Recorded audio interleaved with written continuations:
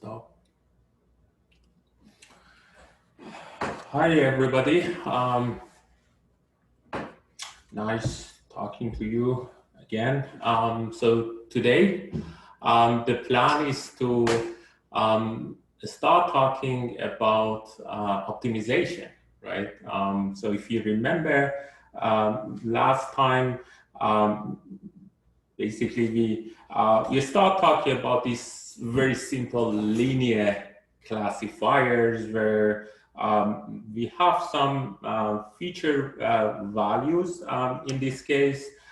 For each feature, basically, each of these features have a certain weights associated to them.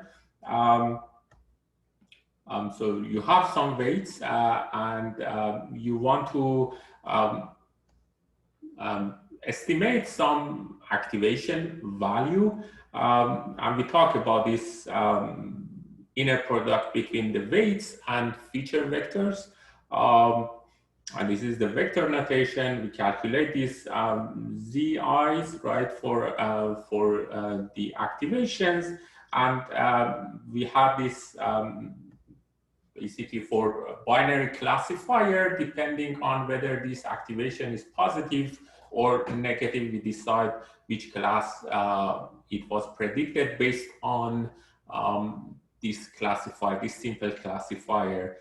So we talked extensively about this binary classification. So I presume you are very clear about this binary classifier, and also we started talking about multi-class classifiers where we have more than two classification. We started by giving some non-probabilistic classifiers, and then we noticed that there are some problems with non-probabilistic classifiers because we don't have any means to distinguish between a good decision boundary and a bad decision boundary, even though both might be okay. So we talk about how to turn these activation functions into some probability distribution where we can reason about these probability distribution in a principled way. And that was the key. We turn these activation into some sort of probability distribution, and the key reason is that we have theory. We have the whole probability and a statistic to give us some principled way to reason about these probability distributions. So we could do a lot better with probabilities in this sense. And we ended up by thinking, okay, how we can find the best weight, because this is the key aim of reasoning about what is the best decision boundary. We formulated these maximum likelihood that we want to maximize this value, this log likelihood, where this probabilities, conditional probabilities, conditions on the input and the current weights, and we want to find best weight that maximizes the probability of these training data, right? That was the key aim, and we talked about this sigma function in this case, which was logistic regression, and then we talked about multi-class logistic regression, where all of these are the same, and we use here basically this transformation, which are called softmax activations, simple transformation. And we mentioned, okay, these are good transformations because, first of all, these are probability distribution, this transformation has the key characteristics of a probability distribution. None of them are negative and all sum to 1. So this is okay, and it has a nice property that gives us, so basically this transformation points to the, make the most likely class closer to 1.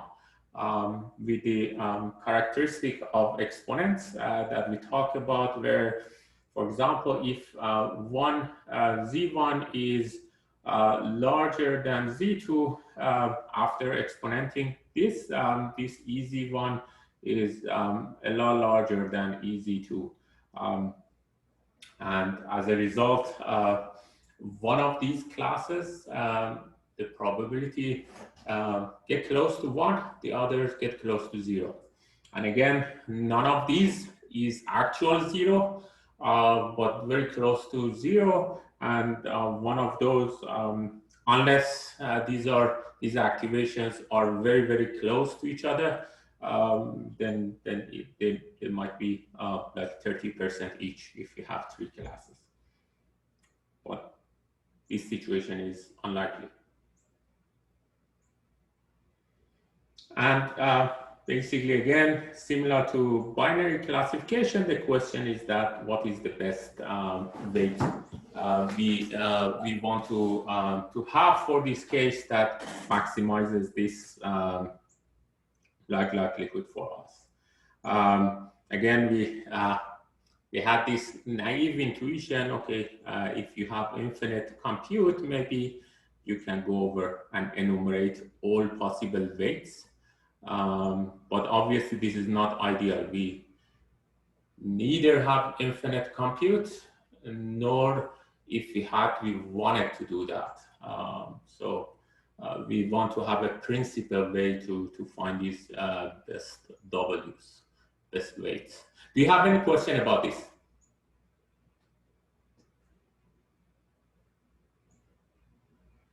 I have one tiny question.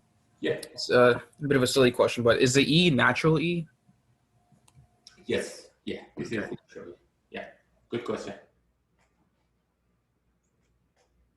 But technically it could be, I mean, that is not really needed, but in most cases, this is naturally. And when we talk about log, also is the same. Any question about this?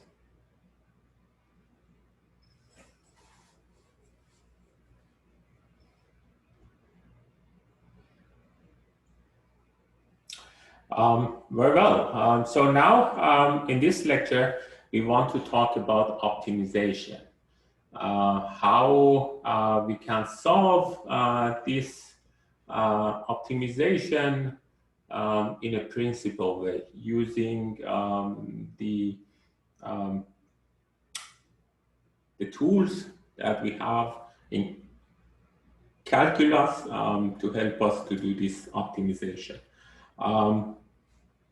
So in the AI class, we had one version of optimization. We have multiple versions of optimization, most of which were related to the case where variables are discrete, meaning that, for example, in CSP cases, each variable was discrete in a sense that, for example, in the chess example, the variables was X and Y location of each of those rock or whatever you had on the chessboard.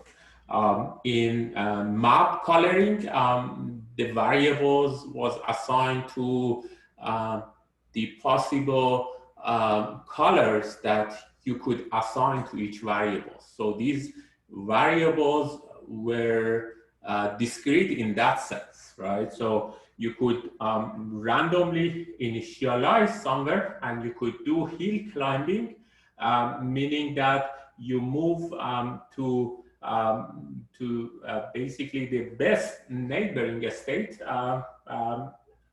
and then you do this iteratively until you resolve all the conflicts, and you get to the point where you do not have any conflict, meaning that you're done.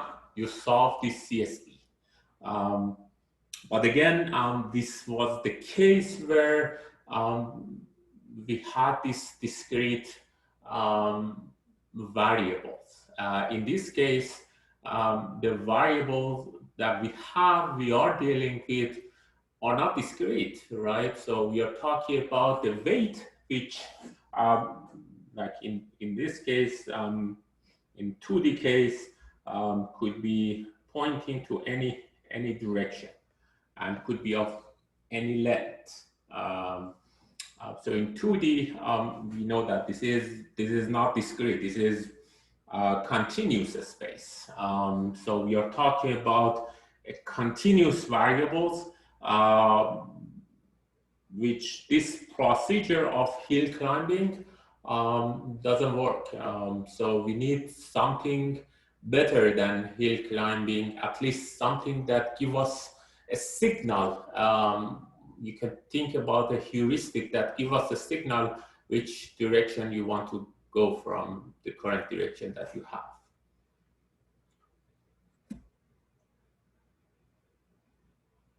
Right. So basically, in this case, so when we have discrete variables at any location, we could enumerate all possible neighboring states. So we could technically enumerate, even though the whole possible, we do not want to enumerate all possible state space of this problem, because this could be exponentially large, right? So in CSP, even if we have, like, let's say 20 binary variables, we have in total 2/20 state space. So this is huge. I mean, still we cannot enumerate one by one, but at any location, at any state, we could locally, like if we are here, we could look at the neighboring state and we could go over all of them, because this is possible, because we have some local structures. You remember we discussed about this locality in CSP, which we were exploiting for coming up with algorithms that could solve a CSP for us. So we exploited this interesting structure of CSP in the AI course. But here, like when we talk about W0, the neighboring W's doesn't have this locality structure. We could have infinite number of possible other W's we could get from this W0. So it's not possible to enumerate all of them. We could get anyway. So this is not really possible unless we have some way to reason, which is the topic, of this lecture. Do you have any question about this?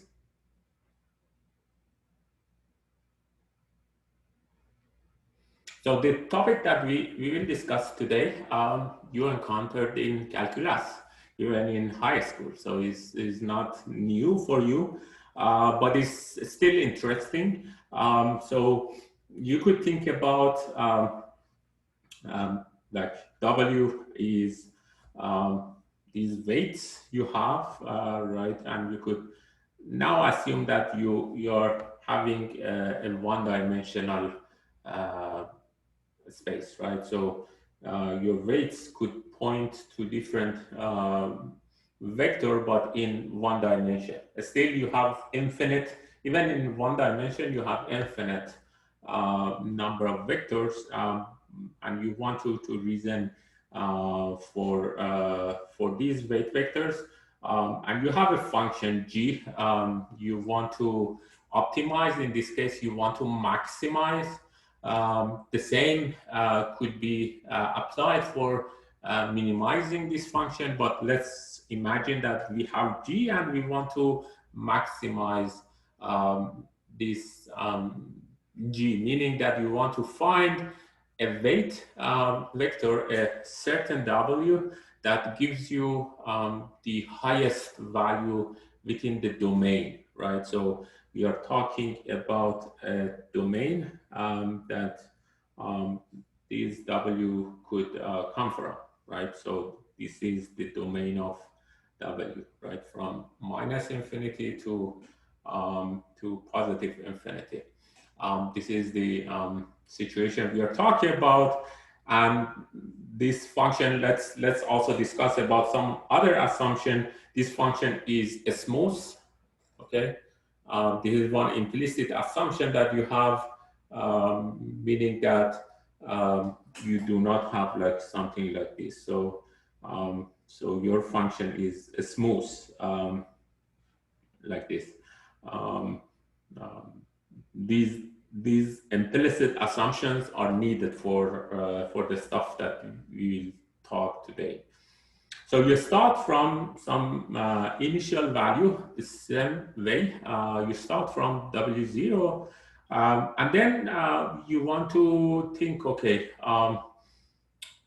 where can I move, right? You could move either this way or that way.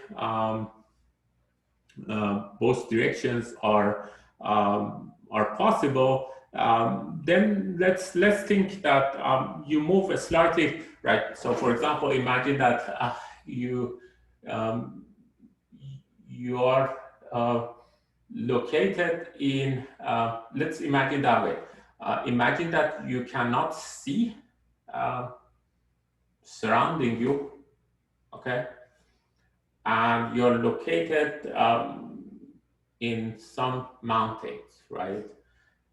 And your goal is to go to the summit of this mountain, okay? You cannot see your surrounding, but you are given something basically that tells you the heights of any location that you go there, right? So you could move and you could read basically by GPS or something what height you are located. And then by that, you could reason, okay, intuitively, you could reason what direction you want to move, right? So you go to multiple locations surrounding you, and then you decide, okay, the direction that leads you to the highest increase in height is the direction you want to move in. And that's the intuitive sense you can get out of this. So let's reason within this 1D situation. Obviously, in 1D, you can move either to the left or to the right, okay? You go a little bit to the left. In this case, you would move to W0 minus H, and H is the little bit of move. Or you could move to W0 plus H. And then based on evaluating, so with GPS, you could evaluate, okay, what is GW0 plus H, and what is GW0 minus H. And then you could reason, okay, if this is higher, I want to move into this direction. This is the way how you could think about it. And you could do iteratively until you get to the summit, right? Basically, you want to take the derivative in calculus. You know that this is associated to the derivative of the function g in this case And and the way how you could reason about this is that you basically calculate this linear approximation to any point that you are in. So at any point, in this case, if you do this, you move a little bit here, a little bit here, you calculate the difference, you divide it by, sorry, you divide it by this length. So you calculate the G W0 plus H minus G W0 minus H, and then you divide it by the amount of move between these two locations, which is 2H in this case. And then this is called the gradient of the function in W0. Okay. So basically you evaluate the derivative of this function. So this is the notation. You want to first, you do not want to move very fast. You do not want to jump. You want to move a little bit, because if you jump, maybe that is becoming very noisy. That is not a good approximation. Maybe become very noisy. So you want to move a little bit, and then you want to calculate this change, and then you call this the derivative of the function within W0. And based on this signal, so think about this derivative as a signal that gives you the direction you want to move. So for example, if this derivative is positive, it means that you want to move to the right. If this is negative, so for example, if you're here, if you do the same, you calculate this, so the derivative become negative. So you want to move to the left instead of moving to the right. But at any location, if this derivative is positive, you want to, for example, in this case, if you want to maximize, you want to move to the right. And we do this iteratively until you don't get any signal. And signal means that you are here, and then this is 0, right? So mean that you do not change the location, because at this point you are in a local optimal, right? There is no guarantee that this is global optimal, because you could end up well here. Depends on where you started. If you started here and you do the same procedure, you may well end up here, right? But if you would have started here, you definitely would end up here doing this same procedure, and you're lucky because you got to the global optimal. Do you have any question about this? This is simple calculus that you learned in high school, hopefully.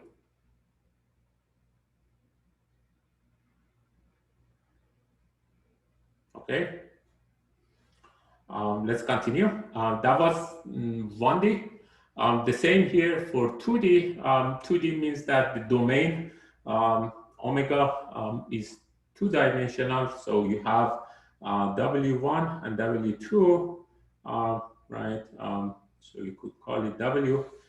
You have a vector of 2 dimension, right? You could think about this W1, this W2. And then you want to reason the same way. Now you're located in 2D dimensions, right? So at any location, you could move to the left, to the right, to the left, or any of these directions, right? So you have more variability where what direction you want to move. You can move anywhere within 2D. So you have more freedom for movement. Um, and then you want to reason with the same kind of way that we did for 1D for 2D kind of case, which is really similar if you extend the same derivative into multiple dimensions. So you do the same. So your function is now, instead of one coordinate, it has two coordinates, w1, w2. You could represent it. So this w1, w2, again, like make sure you understand this, are each coordinates, are the coordinates for your function. So you could represent it by gw, which w could be w1, w2. So you need to make sure that you understand these notations, right? And the way how you want to reason about this is to do really the same procedure, nothing very different, but now you're in multi dimensions where you calculate the gradient. Now you need to reason about each coordinate separately. The question is that, so when you are here, the question is that, like for each of these, right? For each of these locations, meaning that how much you want to move toward W to how much you want to move toward W1, right?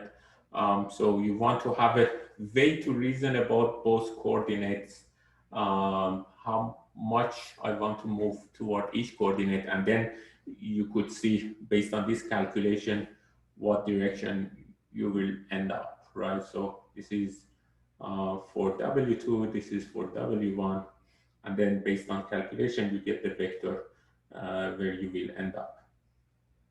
Okay, so you want to make an update to W1 and W2 based on the signal that you get. This is the gradient with respect to W1. You want to see if you change W1 a little bit, how much the function value will change, right?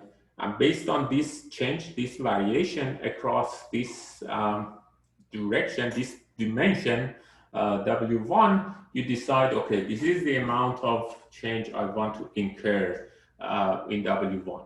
And the same for W2, this is the amount of change that I want to incur to W2 in this case, and you want to have a way to control that, right? So you want to have a way to adjust your jump, right? Maybe if you want to learn fast, you want to adjust it very quickly. In the AI course, we discussed about this learning rate.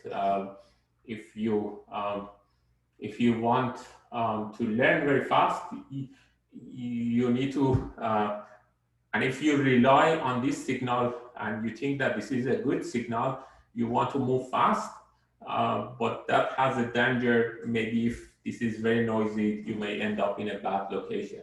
So you want to have a mean to adjust this learning rate depending where you are. If you think that you're very far away from the optimal value, so if you be conservative at the beginning, it's not good. At the beginning, you do not want to be very conservative. But if you're close to optimal value, you do want to be conservative because you do not want to jump over the optimal value. So you can see it here probably more easily. So in this case, so if you are here, right, you want to have larger alpha, maybe it's okay to move further away. But if you're here, if you have large alpha, then maybe if you want to move this way, if you have a large alpha, maybe instead of here, you end up here. And then you jump over the optimal value and you get lost. Again, you need to come back. It really depends where you are, and then you can adjust these alpha or learning rate depending on how feel you're close to the summit or far away from the summit. Does it make sense?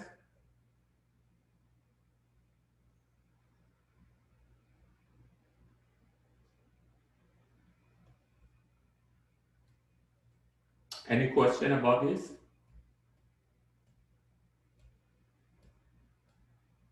Very well. So this is simple, right? And in vector notation, you represent this with this notation, meaning that your W has multiple dimensions, and this is the notation for gradient, right?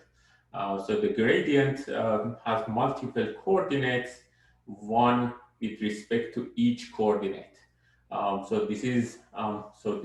This notation is for partial derivative, and this is for notation for gradient. The difference is that in the gradient is a vector of partial derivatives. So at each location of this gradient, which is a vector, you have one partial derivative of the function that you want to maximize or minimize.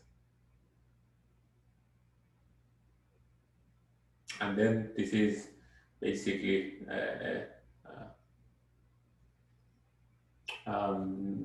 kind of inner product of learning rate to this gradient vector. Then you could adjust it depending on coordinate basis as well, right? So you could change alpha in a way that you want to maybe move faster in one of the coordinates than the other coordinates. So you could have this flexibility as well. Any question about this?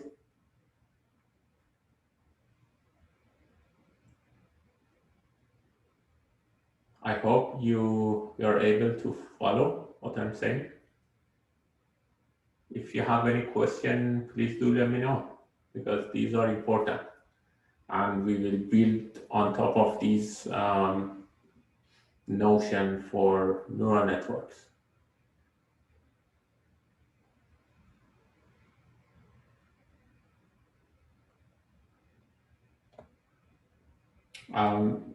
Then you can think about this, you can visualize this moves in 2D. Again, this is like when you have multiple dimensions. This is x1, x2, and your function depends on x1 and x2. Okay, you start from here, you take the derivative with respect to both, and then next you move here depending on the gradient of g with respect to w and the amount of alpha that you consider for this. It leads to here, and then like you could imagine this as like maybe W0, then this is your W1, and this is your W2, this is your W3, and so on until you get to this point, which is the summit of this function. So these are the contours of these. Obviously, this is located in 2D, but these are the contours showing that these all values are the same, right? As you move toward the center, you have this kind of shape, right? So as you move toward the center, your function values becomes higher within this 2D dimension.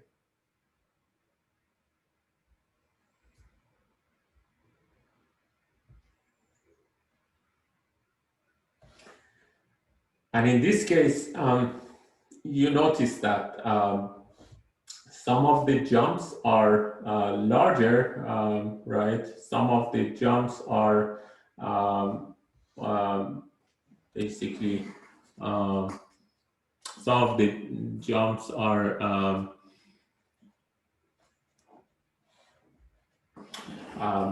smaller, right?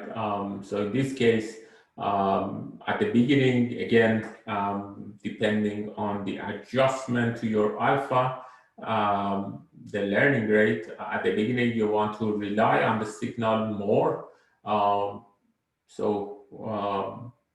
You move faster, but as you approach the summit, you want to be more conservative because you do not want to jump over this, and like maybe you need to move back again here toward the center.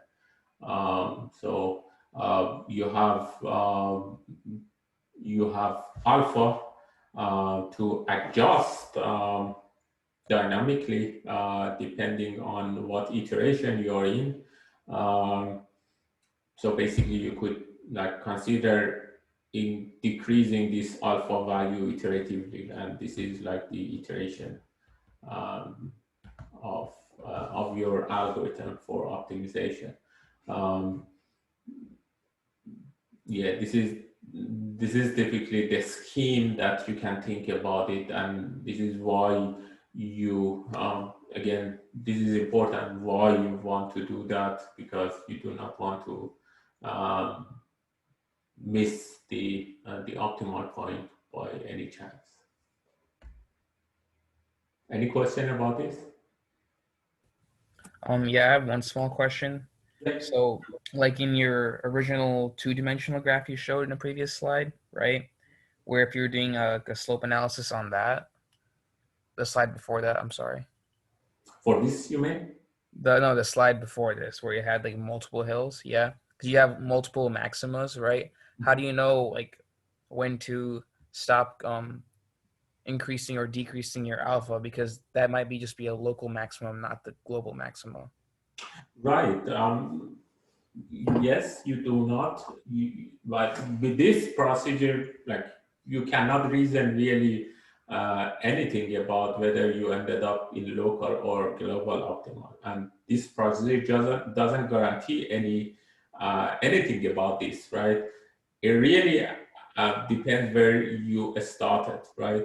So if you start from here, if you choose your alpha um, very carefully, you definitely would end up here. If you choose your alpha, maybe by some chance you end up here. The same for this case, right? So it really depends how you choose. If you start here, right? I mean, like, so if you start here, imagine that at the beginning you select a very large alpha, right? So you move here, so you decide to move here, and then you choose a really large alpha, and then you jump here, right? Then you're lucky because like you could well end up here because you had a very big jump. But you're clueless. Really, you cannot do that anytime. Maybe you started from here, and if you do the same, maybe you end up here, right? Yeah, that makes sense to me. So basically, the choice of alpha is important. You may be lucky. The choice of alpha and initialization, right? Where you started and how you chose your alpha, depending on the signal that you get from the gradient. But that was an excellent question. Thanks for asking.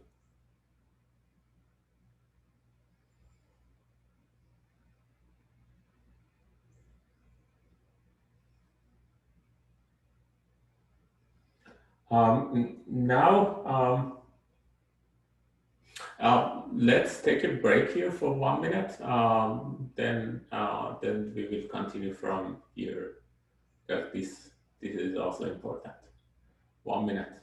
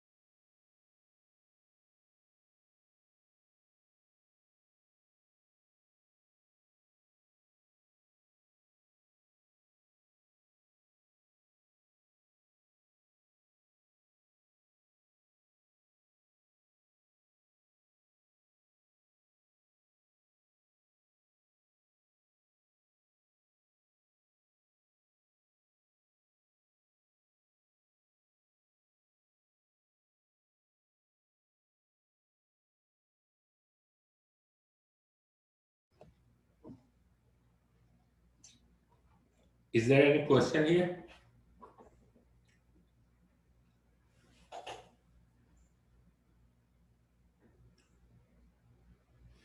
Very well.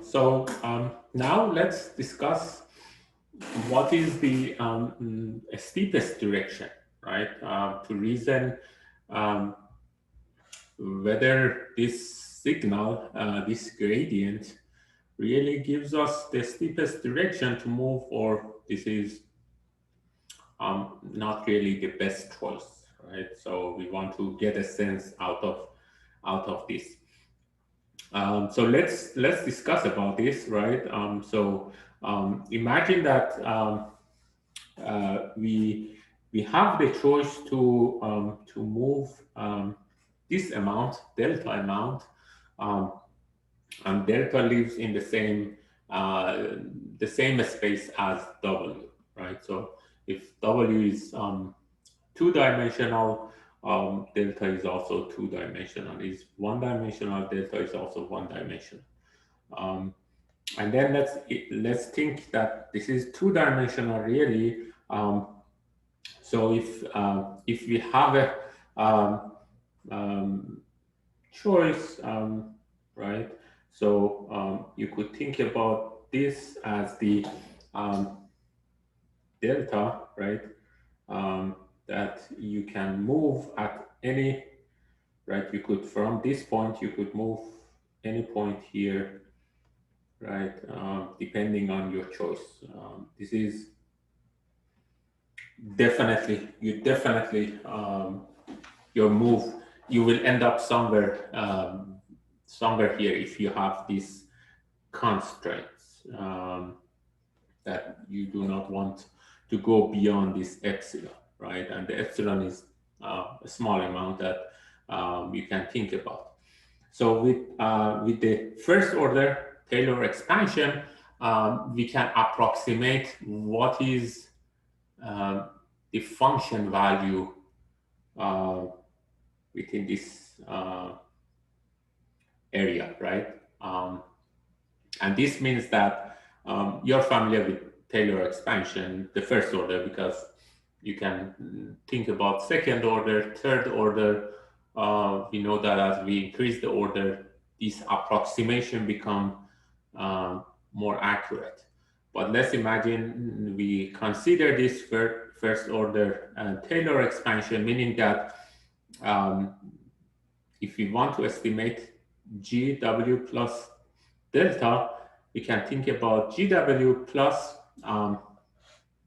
basically the first derivative of function g with respect to w1 multiplied by delta 1, basically the first coordinate of the delta, plus the first derivative of g with respect to delta 2 multiplied by the amount of move that you took with respect to delta 2 coordinate, the second coordinate of delta. So you could have this approximation. This is the function value at g w plus delta. And then the steepest, so this steepest direction within this sense is you want to maximize this this value, right? So this is the so basically you're looking at the function values here. We want to find what point within this is the largest, or maximizing function g within this case, right? And then you can think about this, right? Let's reason about this. So here you have one vector which you know its norm, which is at maximum it has the norm of epsilon, right? And you have another vector that you multiply with this. So you multiply this. We know that by this, in order to maximize this, like if we are multiplying two vectors, basically we want both of them to be aligned with each other. That's obviously the maximum value you could get. If you are multiplying two vectors, if these two vectors are fully aligned, this is the maximum value you could get out of this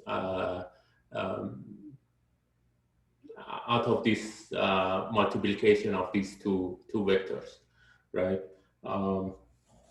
And we can really construct this, right? So here we could construct delta in a way to be fully aligned with A. How to do that? You could obviously create such thing. We know that the length of delta should be epsilon, because we are given this constant. We do not want to have larger or smaller delta, right? We are given a maximum delta, so we could construct this delta to have the same norm as epsilon, right? So if you take the norm of delta in this case, so this norm is 1, so this is epsilon that you could get, right? So you could construct this delta in a way to give this property. So in this case, you can construct this delta in a way that gives you this property, right? How to do that? So in this case, you want to fully align it with this gradient, which is a vector. So you do the same for, this was the solution for any arbitrary vector A. Here you have the gradient. So you do the same. So basically you divide this gradient with respect to its norm. So basically you know how to calculate this norm. It depends on type of norm. If we are talking about L2 norm, it's easy. We want to calculate, for example, if this is gradient, we want to calculate A1, A2, A1, A2, right? So this is the norm in L2. If this is L2, right? But you could think about different norms as well. So this is the way how you construct delta. So you construct delta that is fully aligned with respect to this gradient, and this is the steepest direction you will get from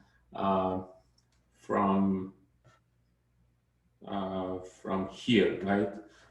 So you see that, you easily see that if you follow whatever signal, whatever direction that gradient tell you, this is the best choice. So you would not have any better other choices that you could get from anything else rather than following what gradient tell you, what direction to go.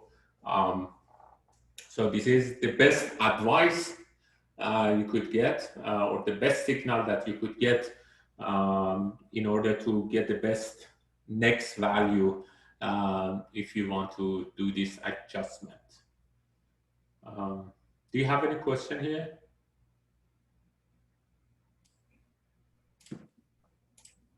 Yeah, I had a question. Yeah. What exactly, so you said A is a vector, but what does A actually represent? I think I might have missed that or something. A is a vector, right? So in this case, we wanted to, so let me see. So we wanted to have, in this case, we wanted to maximize the inner product of delta with A, right? And A is an arbitrary vector, right? So if we change A, obviously we get a different value as a result of this inner product. So here we get, by changing A, we get different value, right? And then by calculus, we reason what is the best A that I can maximize this value. And this is the way how you could reason about that, right? So if you have, in this case, you know what is the norm of delta, so you could construct this. So basically, you could construct this by dividing this, because you do not want to really basically in this case you do not want to move beyond this epsilon that are given to you, right? So you have this limit.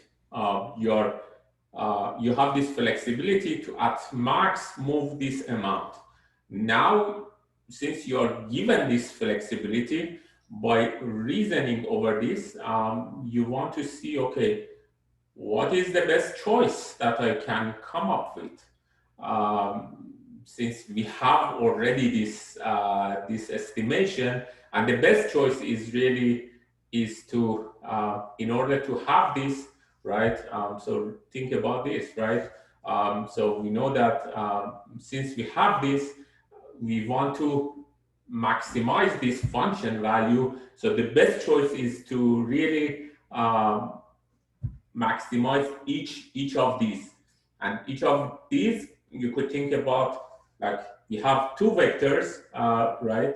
And in order to maximize this, we want to fully align them. So we exploited the knowledge about first order expansion with Taylor series, and the knowledge that if we move toward the gradient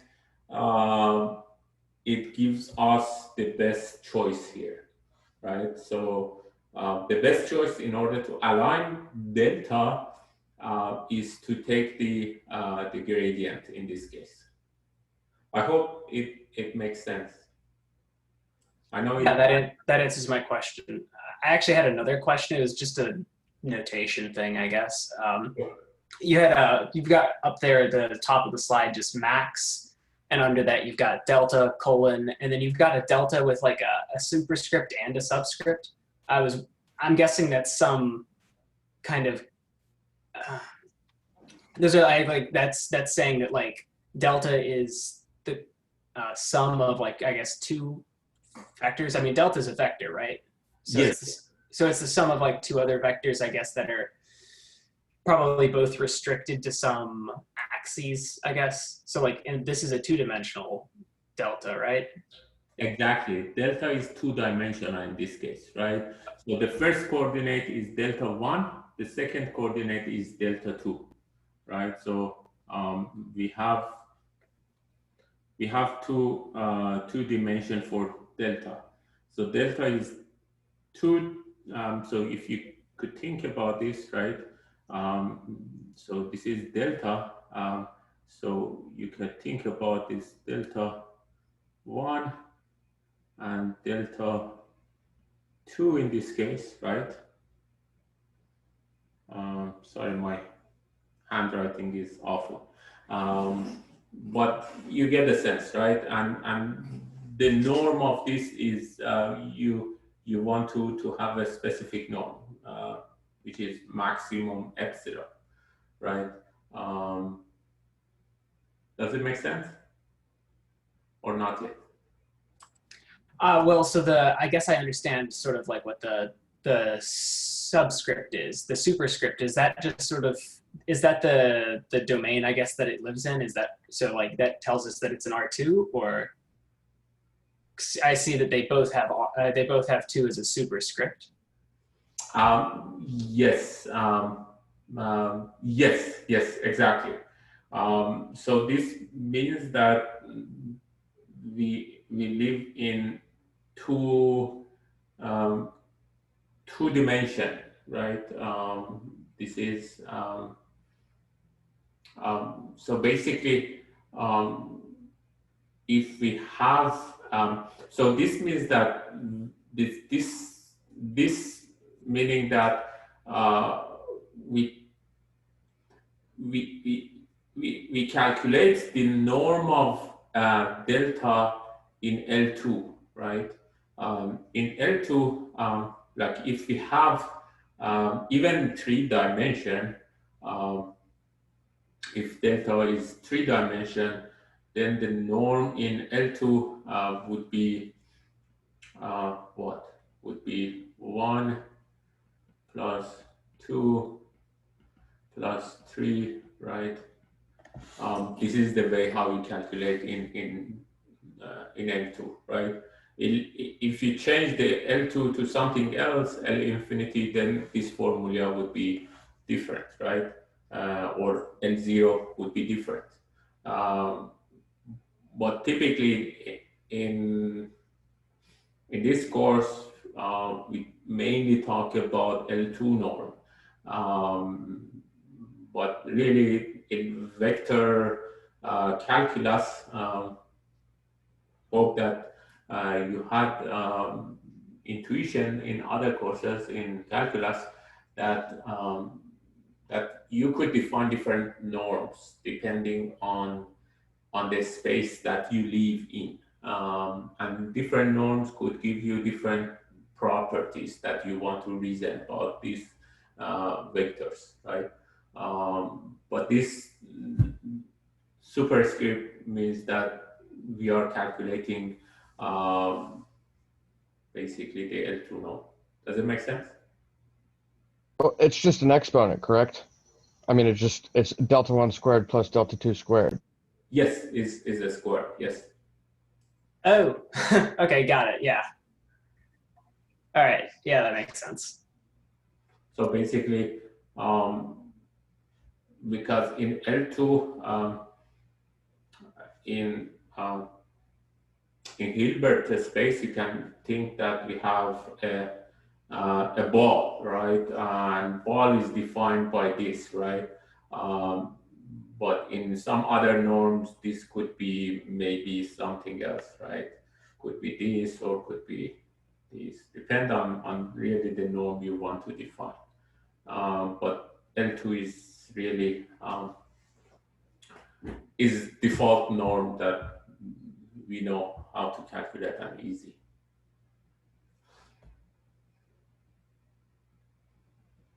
Any other question about this?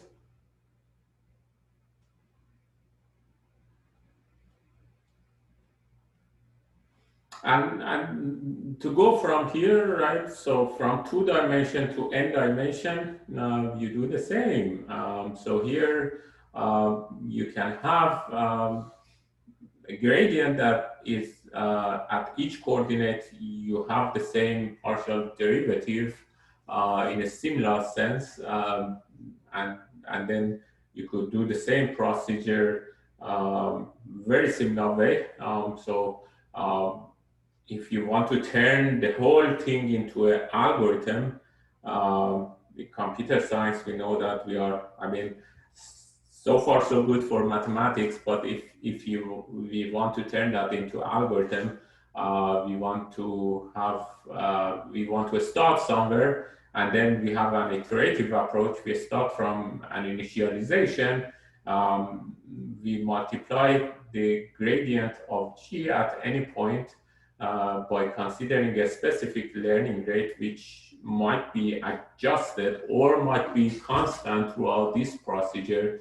And we want to update W based on this very simple, which is called gradient ascent or gradient descent, if you want to minimize the function depending on what objective you have, right? Really, these are the same. Gradient ascent, you want to maximize the function. Gradient descent, you want to minimize, but the procedure is the same. You do the exact same procedure, and you could adjust this learning if you want to. I explained what is the intuition behind that, and really this is a crude adjustment. Really, rule of thumb says that maybe depending on the update within W, you consider some value between 0.1 to 1% of W.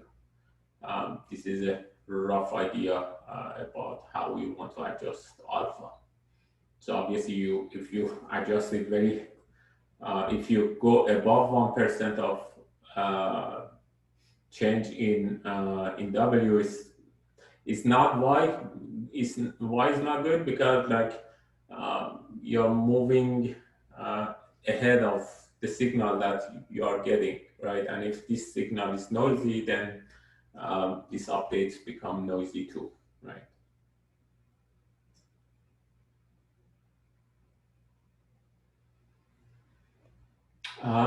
Let's stop here, and then next time we talk about mainly how, so far basically we discuss about the key idea behind gradient ascent or descent. Basically, we know how to maximize. We now have a procedure, an algorithm that give us the power of maximizing this concept, right? So we want to the procedure here, it was generic for any function. But the function that we really, for this course, we care about for classifier, we have a probability distribution, we have a conditional probability distribution, and we define a function based on this log likelihood. We want to maximize this with respect to W. So we substitute here this function log likelihood. We take the gradient of this conditional probability, and we want to do this procedure. We basically we plug in this function, a specific function GW, for this. The whole procedure, the gradient ascent is as generic, so it's not only for, obviously, it's not only for these discriminative models like multiclass logistic regression, but for any functions, right? Now we only care about this type of discriminative models, and we want to go into some details how we can do this, and what are the consideration, what are the basically some detail that we need to consider, specifically how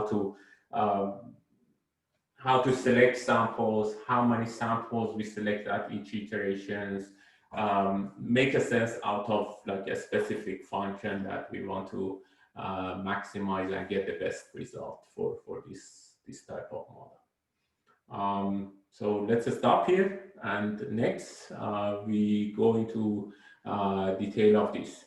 Hopefully from next week you will hear about the projects, right? So we wrote some protocols. So we'll share some more details from next week about the project that you will be doing throughout this course. So stay tuned. Thanks. Have a good weekend and enjoy. Stay safe.